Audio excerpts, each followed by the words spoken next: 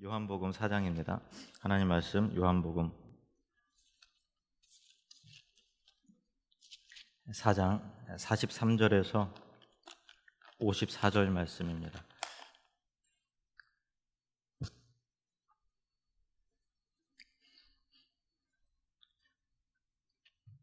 요한복음 4장 43절에서 54절 말씀, 저와 한 절씩 나누어서 교독을 하시겠습니다. 이틀이 지나면 예수께서 거기를 떠나 갈릴리로 가시며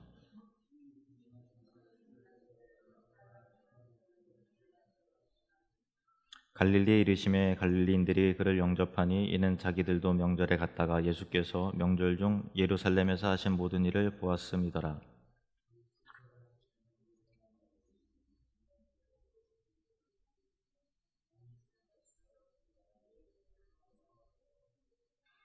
그가 예수께서 유대로부터 갈릴리로 오셨다는 것을 듣고 가서 청하되 내려오셔서 내 아들의 병을 고쳐 주소서 하니 그가 거의 죽게 되었음이라.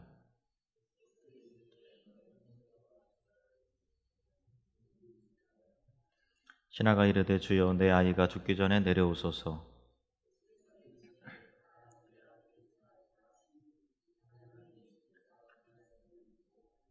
내려가는 길에서 그 종들이 오다가 만나서 아이가 살아있다 하거늘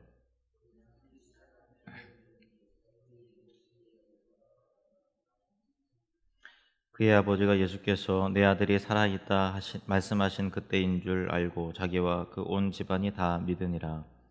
이것은 예수께서 유대에서 갈릴리로 오신 후에 행하신 두 번째 표적이니라. 아멘. 기도합니다.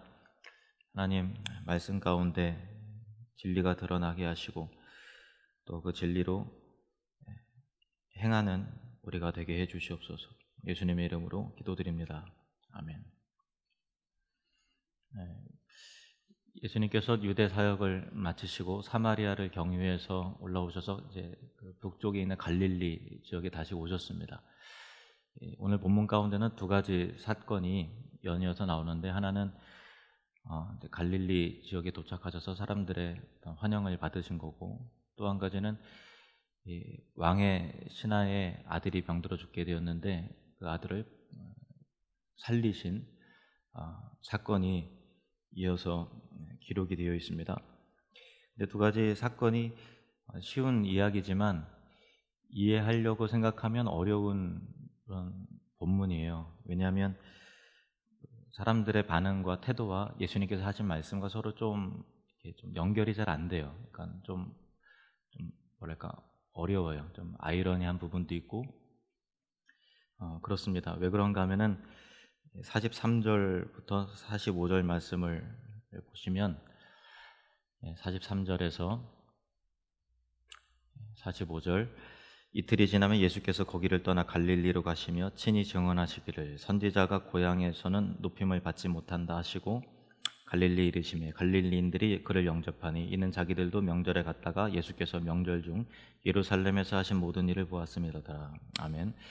예수님께서 자라나신 곳은 이제 갈릴리의 나사렛이라고 하는 동네에서 자라셨죠. 갈릴리 하면은 예를 들면 충청북도 내에 또 제천도 있고 충주도 있고 이렇게 하듯이 그렇게 갈릴리에서 자라나셨고 갈릴리가 고향이시죠. 근데 고향으로 가시면서 선지자가 고향에서는 높임을 받지 못한다 이렇게 말씀하셨어요. 그래서 45절에 보면은 예수님께서 이렇게 말씀하셨음에도 불구하고 갈릴리인들이 예수님을 영접하고 환영하는 것이 나오죠. 그렇기 때문에 예수님이 잘못 생각하셨나? 그건 아니죠. 그건 아니죠. 그러니까 이 부분이 조금 약간 대충 읽으면은 아무렇지도 않은데 생각하면서 읽으면 얼른 이해가 안 되는 그런 내용이고요. 그리고 또 그 다음의 사건도 마찬가지입니다. 46절에서 48절 말씀을 보시면 예수께서 다시 갈릴리 가나에 이르시니 전에 물로 포도주를 만드신 곳이라. 왕의 신하가 있어 그의 아들이 가버나움에서 병들었더니 그가 예수께서 유대로부터 갈릴리로 오셨다는 것을 듣고 청하되 내려오셔서 내 아들의 병을 고쳐 주소서 하니 그가 거의 죽게 되었음이로라. 예수께서 이르시되 너희는 표적과 기사를 보지 못하면 도무지 믿지 아니하리라. 왕의 신하가 예수님께 먼 거리를 찾아왔어요. 근데 예수께서 이르시되 너희는, 그러니까 그 찾아온 사람을 비롯해서 갈릴리 모든 사람들이 예수님을 환영했어요. 그리고 왕의 신하도 예수님을 찾아왔어요. 좀 고쳐달라고. 근데 예수님께서 그들을 보고서 책망하셨어요. 너희는 표적과 기사를 보지 못하면 도무지 믿지 못하리라. 믿지 아니하리라. 이렇게 그들의 그 믿음과 영접과 찾아옴에 대해서 불신하셨단 말이죠. 우리의 시각보다는, 우리가 볼 때는 그 사람들은 아무 문제가 없어 보이잖아요. 근데 예수님은 문제 있다 이렇게 말씀하시죠. 한번 따라해 봅시다. 예수님이 그렇다면 그런 거다. 예. 우리의 시각과 관점보다도 예수님의 생각과 판단과 기준이 옳죠. 그러니까 우리가 표면적으로 볼 때 아무 이상 없어 보이는 그들을 예수님이 찾아오고 예수님을 영접하고 환영했던 그들의 모습에 뭔가 문제가 있는 것이고, 그것을 예수님께서 지적을 하신 것이죠. 실제로 다른 그 세 복음서에는, 마태복음, 마가복음, 누가복음은 그 예수님의 공생애 중에서 제 1년의 공생애를 많이 이렇게 기록을 안 했어요. 제 2년 시기부터 비중 있게 다뤘고요. 이게 건너뛴 부분이 많아요. 그런데 요한은 예수님을 처음 만나서부터 계속 따라다녔던 제자이기 때문에 다른 복음서에 없는 그 공생의 1년간의 기록에 대해서 많이 그 기록이 되어 있는데, 그게 그 공관복음, 마태복음, 마가복음, 누가복음과 요한복음의 그런 차이가 있습니다. 근데 제 2년 차에 그 갈릴리 사람들이, 특별히 나사렛 사람들이 그 예수님께서 내가 누구다라고 하는 것을 말씀 본격적으로 하실 때 예수님을 배척하는 사건들이 다른 세 복음서에 기록이 되어 있죠. 그러니까 지금은 환영하는 듯하지만 예수님이 누구신 줄을 아는 내용의 측면에서의 환영이 아니라, 우리 고향에서 누가 유명해졌다면서 와 진짜 야 대단하다, 야 이런 어떤 그 인기에 편승하려는 이렇게 인간적인 그런 모습 가운데 환영인 것이죠. 그러니까 갈릴리 사람들의 그 영접의 의미는 예수님이 누구신지에 대해서 관심을 기울이는 믿음의 영접이 아니라, 우리 고향에서 누가 출세했다면서 야, 그 인기 많다 그러던데 나도 이게 예루살렘에 갔더니 대단하더라, 뭐 이런 것 가운데서, 소문 가운데서 열렬히 환영하는 일종의 뭐 그런 거죠. 저도 어렸을 때 우리 대천이 좀 작잖아요. 작았는데 이제 그 옛날에 코미디언 이마룡이 제천 출신이라는 얘기를 듣고서 얼마나 뿌듯하고 영광스러운지 몰라요. 그래서 서울에 올라가서 뭐 이렇게 제천 하면 지금 뭐 제천 알지만 다 거의 10종 8구 대천? 아니 제천이요. 대천? 이렇게 해요. 이마룡이 있다고. 그래 이마룡이랑 그때부터 얘기가 통하는 거예요. 그러니까 이마룡이 우리 그 마음을 뿌듯하게 하고 박수치고 열렬히 환영하고 싶은 그런 사람이죠. 일종의 그런 심리하고 좀 비슷한 겁니다. 그래서 처음의 이야기 43절에서 45절 이야기는 갈릴리 사람들이 이때 예수님을 환영하여 맞아들였으되 예수님을 바로 알고 정당하게 대접한 것은 아니라는 것이죠. 그러니까 우리가 얼핏 볼 때 믿음처럼 보이는 것이라 할지라도 믿음이 아닐 수 있다라고 하는 것을 우리가 관심을 기울여요. 오늘 본문을 통해서 예수님께서 그것을 지적하시는 거예요. 교회에 다니는 것과 예수님을 믿는 것은 같은 말일 수도 있지만 다른 말입니다. 직분을 갖는다는 것은 신앙이 좋다는 것과 비슷한 의미이지만 또 다른 이야기죠. 그 다음에 이어지는 것도 그 비슷한 맥락에서 같이 연결이 됩니다. 가버나움에 살고 있는 어떤 그 귀족입니다.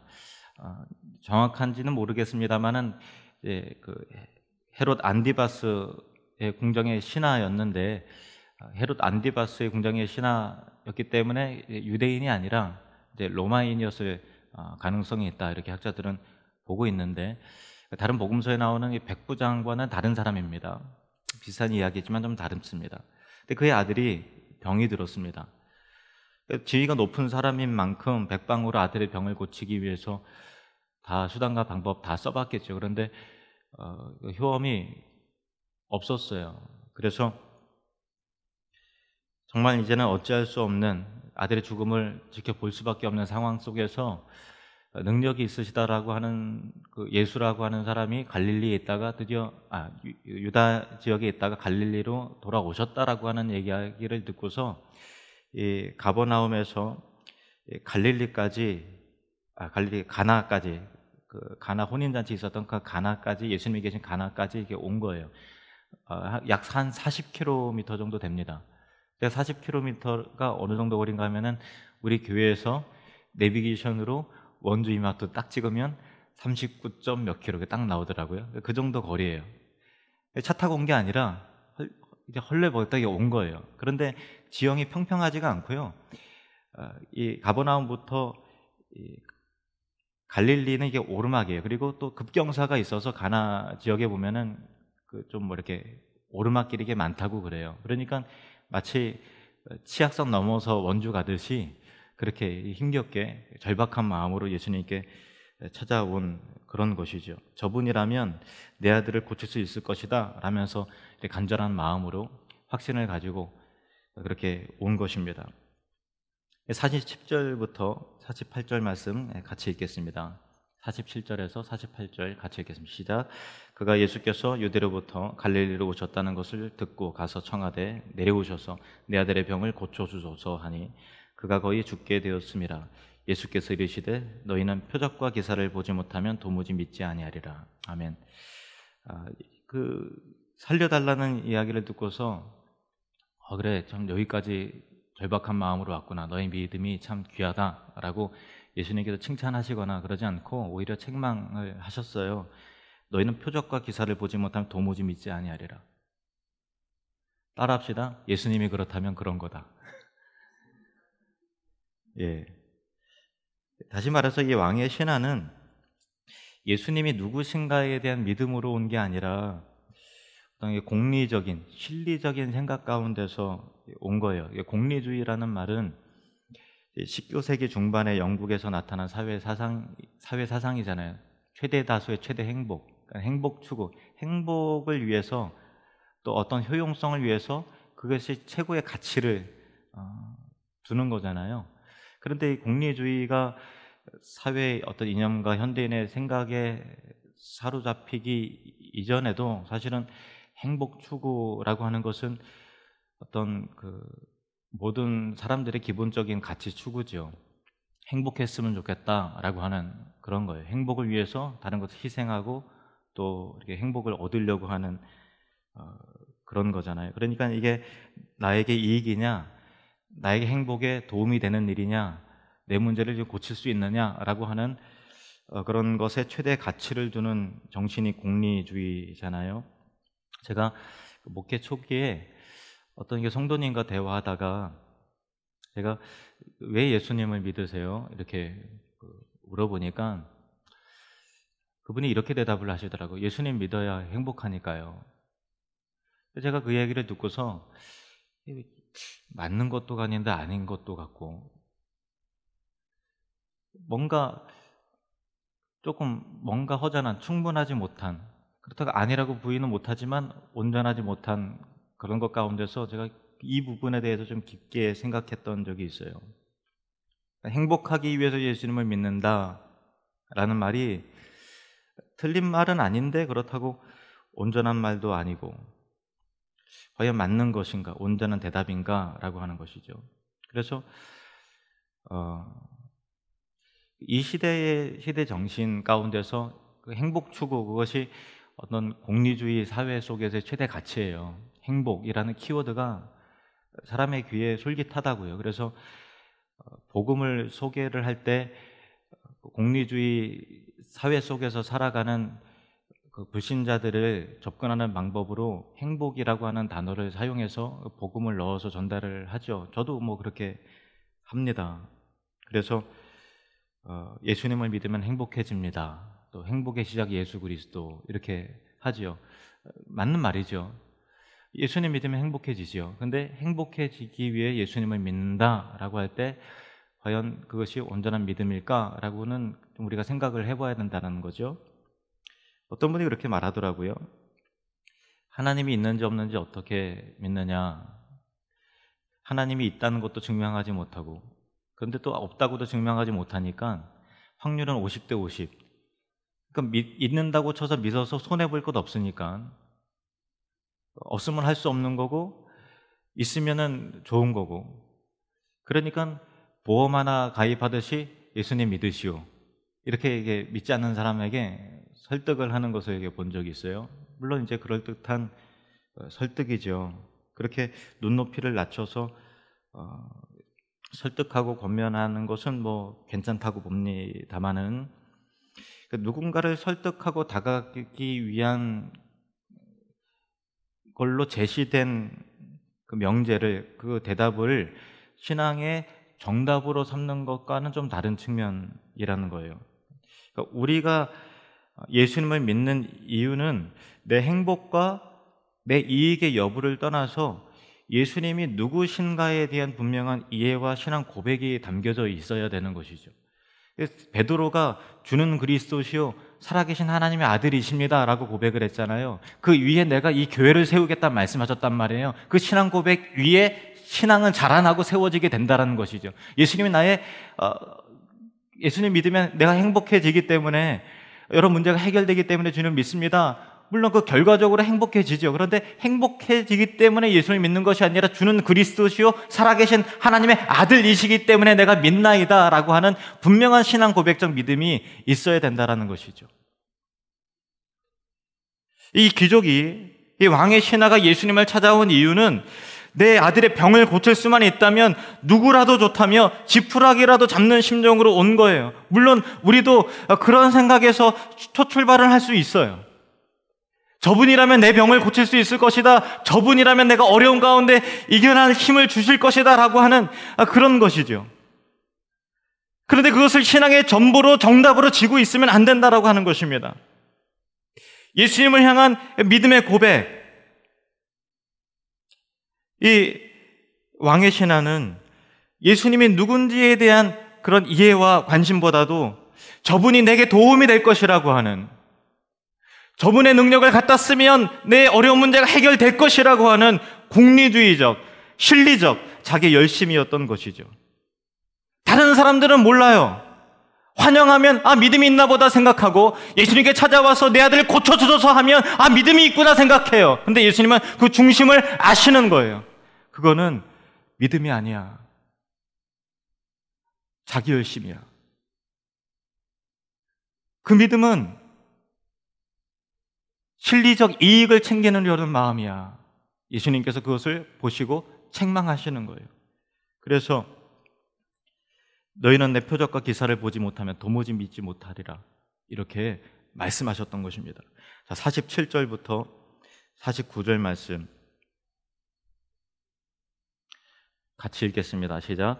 그가 예수께서 유대로부터 갈릴리로 오셨다는 것을 듣고 가서 청하되 내려오셔서 내 아들의 병을 고쳐주소서 하니 그가 거의 죽게 되었습니다. 예수께서 이르시되 너희는 표적과 기사를 보지 못하면 도무지 믿지 아니하리라. 신하가 이르되 주여 내 아이가 죽기 전에 내려오소서.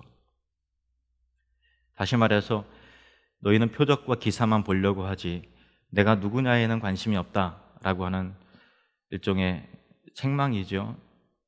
이 날카로운 책망이 그 귀족의 마음을 순간 부끄럽게 했어요. 마음을 찔렀어요. 그래서 처음에 없었던 표현, 처음에는 무작정, 이 사람은 신분이 높았던 사람이에요. 왕의 신하란 말이에요. 요즘 말로 말하면 청와대에 들어가 있는 사람이에요. 그가 누구에게 주여라는 표현을 썼을까요? 안 썼어요. 처음에는 다짜고짜 내려오셔서 내 아들의 병을 고쳐주소서 이렇게 했어요. 근데 예수님께서 이렇게 책망을 하시자 이 사람 마음 가운데 주님이라는 단어가 들어갑니다. 주여, 내 아이가 죽기 전에 내려오소서. 주여. 예수님을 나의 주님으로 부르기 시작하는 것, 그게 믿음의 시작입니다. 제가 대학교 때 대학교 선배, 이제 교회, 서울에 어떤 교회에서 신앙생활을 했는데, 그 교회에 어려서부터 신앙생활을 하고 또 교회 행사라면 빠지지 않고 열심히 봉사하는 어떤 대학교 선배가 있었어요. 근데 저한테 그런 고민을 얘기를 하더라고요.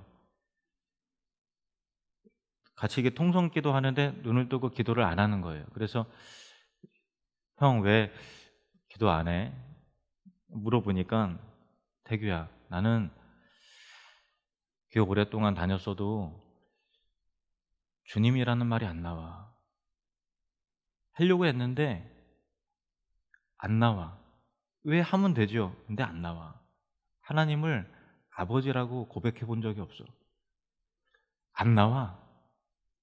그 이야기를 듣고서 왜 부르면 되는데 안 나올까? 이해가 안 갔는데요, 한 가지 제가 깨달은 게 있어요. 아, 내가 그토록 주여 하고 불렀던 것도 이게 은혜구나. 이게 아무한테나 주님이라고 부를 수 있는 그 표현이 나오는 게 아니구나 라는 것을 깨달았습니다. 주여, 이 말은 굉장히 고귀하고 믿음의 첫 걸음의 신앙 표현이죠. 우리 같이 한번 예수님을 생각하면서 주여 하고 한번 불러볼까요? 주여, 나를 불쌍히 여기소서. 주여, 나를 긍휼히 여기소서. 우리가 주님이라고 부를 때 이 세상의 부귀와 어떤 행복과 명예보다도 그 주님, 돈이 나의 주인이 아니고 행복이 나의 주인이 아니고 공리주의적인 사상, 어떤 이 세상의 사람들의 가치 추구가 다 그런 것들을 주님으로, 우상으로 섬기는 거잖아요. 그런데 오직 예수님만이 나의 주인이시고 전부이시고 최고의 가치입니다라는 신앙 고백이잖아요. 찬송가 주 예수보다 더 귀한 것은 없네 라는 찬양을 보면요, 주 예수보다 더 귀한 것은 없네. 이 세상 부귀와 명예와 행복보다 더 귀한 것은 없네. 그것이, 주님 만나기 전에 그것이 나의 주님이었어요. 행복 추구, 가치 추구, 명예, 돈, 안락함, 쾌락, 그것이 나의 주인이었단 말이에요. 그런데 예수님 믿고 나니까 주 예수보다 더 귀한 것은 없네, 이런 고백이 나오죠. 우리 함께 찬양할까요? 주 예수보다 더 귀한 것은 없네. 이 세상 부귀와 바꿀 수 없네. 영축을 내 대신 돌아가신 그 놀라운 사랑 잊지 못해. 세상 즐거움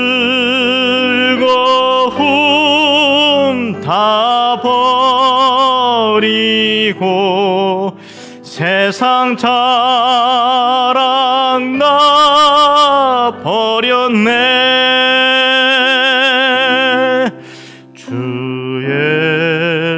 보다 더 귀한 것은 없네. 예수밖에는 없네. 주 예수보다 더 귀한 것은 없네. 이 세상 명예와 바꿀 수 없네. 이전에 즐기던 세상 일도 주 사랑하는 마음, 주 사랑하는 마음 뺏지 못해. 세상 즐거움 즐거움 다 버리고 세상 자랑 다 버렸네. 주 예수보다 더 귀한 것은 없네. 예수 밖에는 없네. 주 예수보다 더 귀한 것은 없네. 이 세상 행복과 바꿀 수 없네. 아멘. 유혹과 핍박이 몰려와도 주 섬기는 내 맘 변치 못해. 세상 즐거움 다 버리고 세상 자랑 다 버렸네. 주 예수보다 더 귀한 것은 없네. 예수 밖에는 없네. 아까 사도 요한의 말년에 정말 편히 쉬어야 되는 그때에 반모섬에 들어가서 정말 채석장에서 노동을 하면서 그렇게 말년에 그렇게 하잖아요. 우리 인생 가운데 그 결말이 예수 믿고서 부귀를 잃어버려요. 예수 믿고 명예를 잃어버려요. 예수 믿고 행복을 잃어버려요. 그러나 예수님을 믿는 거예요. 그게 신앙입니다. 제일 마지막 절 한번 보실까요? 50절 말씀, 50절부터 50절 같이 읽겠습니다. 같이 읽겠습니다. 시작. 예수께서 이르시되 가라, 내 아들이 살아있다 하시니 그 사람이 예수께서 하신 말씀을 믿고 가더니. 아멘. 이 왕의 신하는 예수님의 말씀을 믿었어요. 예수님께서 직접 안 가셨어요. 말씀만 하셨어요. 여전히 그 수준의 그대로 어떤 실리적인 공리적인 생각이 있었으면은 그러지 말고 예수님 같이 갑시다 이렇게 했을 거예요. 그런데 그렇게 하지 않고 그 사람이 예수께서 하신 말씀을 믿고 가더니, 그전에는 능력 끌어다가 자기 이익 챙기고 자기 행복 추구하려고 그렇게 다가왔는데 예수님 직접 만나고 나서 마음 찔리고 이 사람 가운데 믿음이 싹트기 시작했어요. 그 말씀을 믿고 가요. 내 아들 살았다 라고 하니까 그 말씀 믿는다고요.